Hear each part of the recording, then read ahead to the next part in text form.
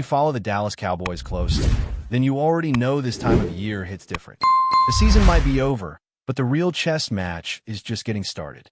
The NFL Combine always shakes things up, and for a team sitting at pick number 12, every 40-yard dash, every vertical jump, every drill suddenly feels like it carries massive weight. And if you've really been paying attention, none of this should feel random.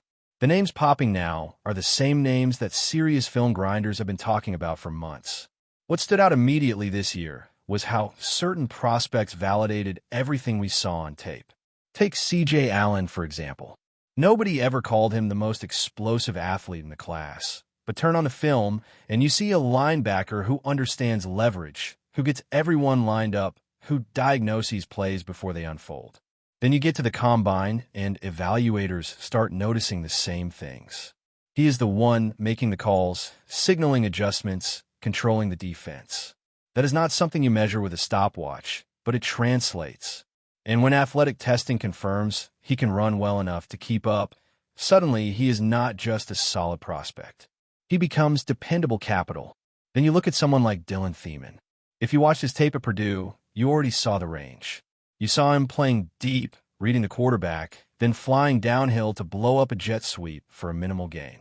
That kind of burst from 20 yards off the ball is not normal. So when he shows up at the combine and tests the way he did, it is not shocking. It is confirmation. That is the difference between chasing hype and studying football. When athletic numbers match functional speed on tape, you are looking at a real riser. And that theme kept repeating. Jacob Rodriguez answered questions about physicality and movement skills. Caleb Banks stepped on the scale at over 320 pounds and then moved like someone 50 pounds lighter. That is the type of interior presence that changes a defensive front. When you're 6'6", built like that, and still clock a 5 flat in the 40-yard dash, that is rare air. You do not find that in later rounds. You build around that. The biggest frustration, though, was not about the players who competed. It was about the ones who did not.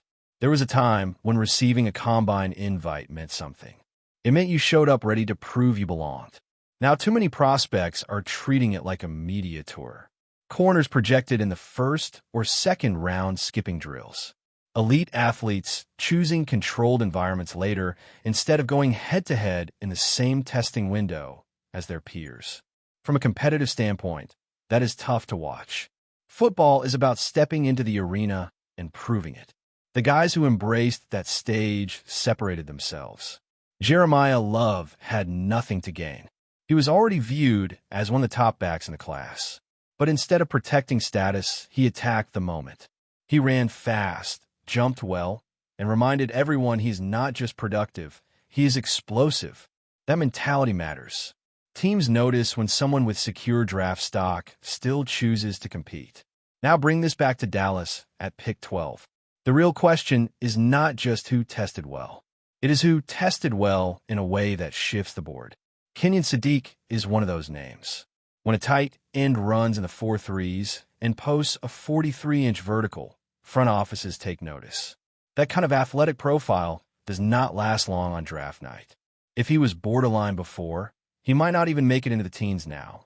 Sonny Styles is another fascinating case. Off-ball linebackers are not always considered premium top 10 selections, but when someone with that size and versatility moves the way he does, defensive coordinators start dreaming. He can cover, he can blitz, he can fill against the run. Suddenly, the conversation changes from positional value to defensive weapon. That is where this gets interesting for the Cowboys. Christian Parker has already made it clear how important the nickel role is in his defensive vision. This is not just a slot corner who covers quick receivers. This is someone who must tackle like a linebacker, blitz like a safety, and hold up against tight ends in space. That hybrid demand narrows the field quickly. Caleb Downs fits the mold in terms of instincts and versatility. Dylan Thiemann fits because of range and downhill aggression. But if the board shifts and those names climb earlier than expected, Dallas has to be ready. Kyle Lewis is a name that keeps coming up for that heavy star role. He competes against the run, he handles coverage responsibilities, and he embraced every step of the evaluation process from Senior Bowl to Combine. That consistency builds trust. D'Angelo Pons brings edge and physicality in a compact frame. He plays like a dog, attacking blocks, flying into tackles, refusing to be passive.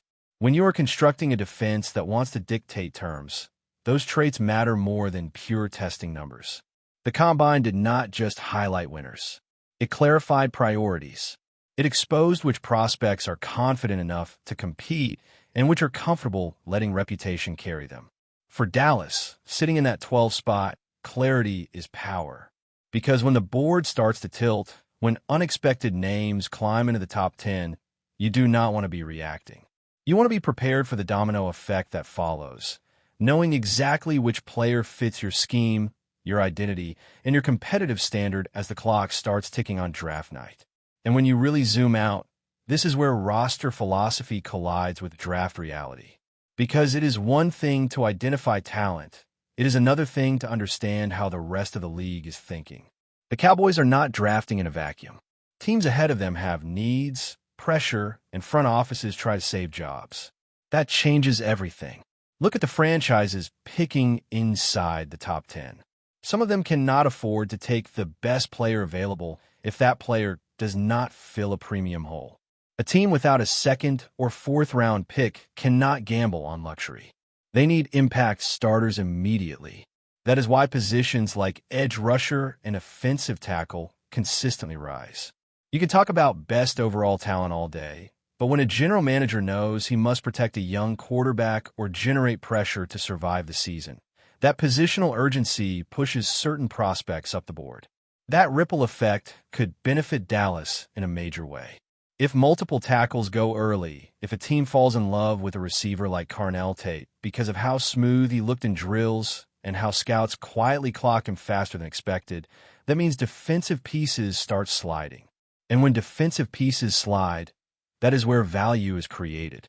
Offensive line remains one of the most unpredictable elements every year. You hear the hype around top prospects, but development at that position takes time. Teams still draft them high because you cannot find franchise tackles in the 4th or 5th round consistently. That reality means someone like a high upside lineman might jump into the top 12, even if evaluators are split on his immediate readiness. And again, that is another domino falling in Dallas' favor if they are targeting a defensive playmaker. Now circle back to the nickel discussion because this is where scheme really dictates the pick. Christian Parker did not speak in vague terms. He described a role that demands versatility, toughness, and football intelligence. This is not a situational defender. This is someone who will be on the field in critical downs, handling motion, disguising coverage, fitting against the run, and occasionally screaming off the edge as a blitzer. In today's league, where offenses live in 3 receiver sets and tight ends are matchup nightmares, that position is almost as important as outside corner. So the question becomes whether you address that at 12 or trust the board and potentially trade back into the 20s. If Caleb Downs is there, the temptation is obvious. His instincts, range, and ability to process quickly fit perfectly with what Parker described. He is comfortable in space, he tackles with authority, and he plays with that controlled aggression you want in the middle of the field. But if he is gone because a team inside the top 10 values versatility over traditional positional labels, then Dallas has to pivot. Dylan Thiemann remains intriguing because of how his athletic testing reinforced what we already saw on tape. He can align deep and still impact perimeter runs. He closes ground in a hurry, and he does not hesitate. That downhill trigger is critical in a nickel who must fit gaps against modern run concepts built to stretch and stress the defense horizontally. If you hesitate for even a half second, that cutback lane opens. Thiemann's confidence shows up in those moments. There's also a larger cultural layer to this. The Cowboys need tone setters on defense. It is not just about athletic traits. It is about mentality. You could see it at the Combine in the body language of certain prospects. The ones who embraced drills, who attacked every rep like it mattered, they're wired differently. That competitive edge often translates faster than raw upside.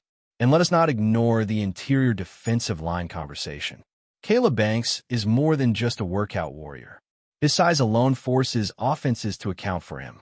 When you build a defensive front with legitimate power inside, it makes life easier for linebackers and edge rushers. Gaps stay cleaner. Double teams become mandatory. Suddenly your secondary does not have to cover as long because the pocket collapses quicker. Dallas has traditionally thrived when the defensive line controls games. Adding a player with that physical profile could reestablish that identity. The interesting part is how all of this connects. If the Cowboys believe they can secure a starting caliber defensive tackle later, maybe they prioritize the nickel role at 12. If they believe the depth at defensive back is stronger into the second tier, perhaps they invest early in the trenches and trust their scouting to uncover value at corner or hybrid safety later. Draft night is not just about rankings. It is about sequencing. There is also the psychological aspect of punishing prospects who avoided competition. Front offices may not say it publicly, but there is internal discussion when a projected first-round corner declines to run. Teams wonder why. Is it an injury concern, or is it fear of underperforming? Meanwhile, another corner steps up, runs in the 4.4s, jumps well, and looks fluid in positional drills. That player just reduced uncertainty. In a league where guaranteed money is significant, uncertainty matters. This class feels like it will create unexpected movement once the first few selections are made. Quarterbacks always complicate things. One team reaches, another panics, and suddenly a defender projected in the top 8 is staring at a slide into the teens. That is where disciplined franchises capitalize. Dallas cannot fall in love with a single scenario. They need multiple contingency plans based on how quickly certain position groups disappear. And keep in mind, this defense is evolving. Parker's comments hint at flexibility. He wants players who can morph pre-snap, who disguise intentions, who force quarterbacks to hesitate. That type of scheme demands high football IQ and athletic range. It is not enough to be fast. You must process quickly and trust your keys. That is why tape study still outweighs pure testing numbers. The combine confirms traits, but film reveals instincts. As draft conversations intensify over the coming weeks, you will hear louder narratives. Some will focus purely on measurable upside. Others will argue for proven production. The truth usually sits somewhere in between. The Cowboys are in a position where they cannot afford a miss at 12. This pick needs to contribute early, whether that is stabilizing the middle of the defense, transforming the nickel spot into a strength, or anchoring the defensive line with rare size and movement ability. And as more pro days unfold and private visits take place, boards will continue shifting. Teams will fall in love. Others will quietly remove names from consideration. That is the hidden layer fans rarely see. What we do know is that the combine clarified who embraces competition and who relies on projection.